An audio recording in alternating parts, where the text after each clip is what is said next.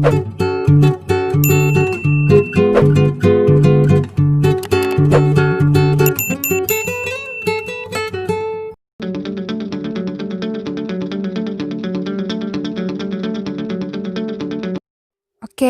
tadi kita sudah cukup memahami mengenai makna dan pengertian hak asasi manusia, serta apa itu kewajiban dasar manusia. Sekarang kita beralih pada prinsip-prinsip hak asasi manusia yang perlu ditegakkan. Yang pertama, prinsip HAM tidak dapat dipisah-pisahkan atau prinsip kesetaraan, indivisibility.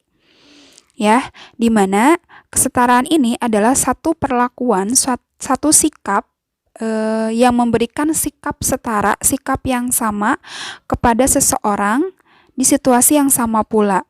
Artinya, ketika kita dihadapkan pada beberapa orang di situasi yang sama, perlakuan kita pun harus sama. Tidak boleh adanya perlakuan yang membeda-bedakan. Jadi kesetaraan adalah perlakuan yang sama atau setara di mana pada situasi yang sama perlakuannya pun harus sama, begitupun sebaliknya. Contoh misalnya, Bunda mengajar di kelas kalian di kelas 11 dengan jumlah siswa 21 siswa. Bunda berhadapan dengan kalian yang berbeda, tapi sikap Bunda tetap harus sama. Nah, kalau misalnya Bunda memperlakukan si A di kelas PKN dengan berbeda, contoh misalnya ketika yang lainnya harus kuis, tiba-tiba karena Bunda ngerasa suka, ngerasa senang sama si A, Bunda tidak memberikan dia kuis dan Bunda menganggap bahwa nilainya sudah sempurna dengan nilai harian. Nah, itu artinya Bunda belum menerapkan prinsip kesetaraan karena Bunda masih belum menerapkan perlakuan yang sama dalam kondisi yang sama walaupun orangnya berbeda. Kesetaraan ini diperbolehkan adanya diskriminasi, tapi diskriminasi yang sifatnya positif ya, atau istilahnya yaitu afirmatif. Apa itu afirmatif? Afirmatif adalah satu tindakan membeda-bedakan atau diskriminasi yang tujuannya sebetulnya positif. Tindakan afirmatif itu seperti misalnya di dalam gerbong kereta KRL jurusan Bogor, Jakarta. Ada gerbong khusus untuk wanita hamil, anak-anak, dan lansia. Sebetulnya kan kalau kita melihat bahwa kenapa sih harus ada gerbong yang dipisahkan untuk khusus wanita, anak-anak, dan lansia gitu ya. Kenapa tidak disamakan? Di situ ada bentuk diskriminasi kan sebetulnya. Tapi kalau kita melihat kenapa gerbongnya harus dipisahkan, sebetulnya tujuannya baik untuk memisahkan di mana ada kondisi wanita yang mungkin hamil, lansia yang juga mungkin sudah sepuh, anak-anak juga yang mungkin masih kecil dan rentan, sehingga perlu adanya gerbong khusus. Jadi bentuk membeda-bedakan sikapnya di situ tujuannya adalah positif. Itu namanya tindakan afirmatif. Prinsip HAM yang kedua yaitu prinsip HAM non-diskriminatif atau equality. Sebetulnya hampir sama, di mana equality ini kan sederajat, setara, sama gitu ya. Artinya prinsip HAM equality atau non-diskriminatif, di mana hak asasi manusia di sini tidak boleh membeda-bedakan seseorang. Ya, harus adanya perlakuan yang equality, yang sederajat. Tidak boleh ada sikap diskriminatif atau diskriminasi sikap membeda-bedakan, karena diskriminasi sendiri ternyata meliputi dua jenis ya, diskriminasi yaitu diskriminasi langsung dan diskriminasi tidak langsung. Apa bedanya? Kalau diskriminasi langsung yaitu diskriminasi atau sikap membeda-bedakan yang dampaknya berdampak langsung pada seseorang yang mendapatkan perlakuan yang berbeda tersebut. Contoh misalnya,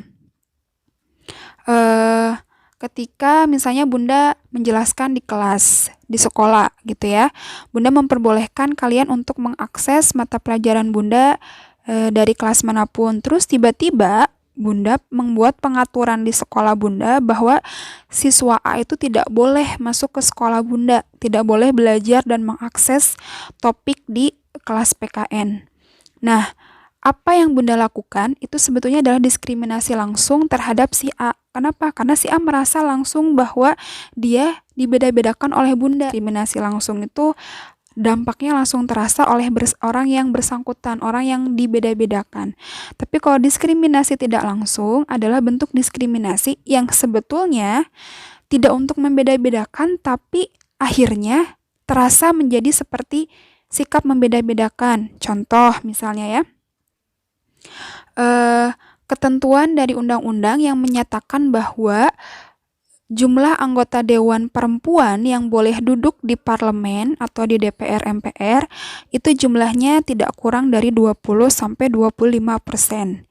Nah, sebetulnya kan ada bentuk membedakan ya porsi atau jumlah dari anggota dewan perempuan yang boleh duduk di dalam pemerintahan atau parlemen.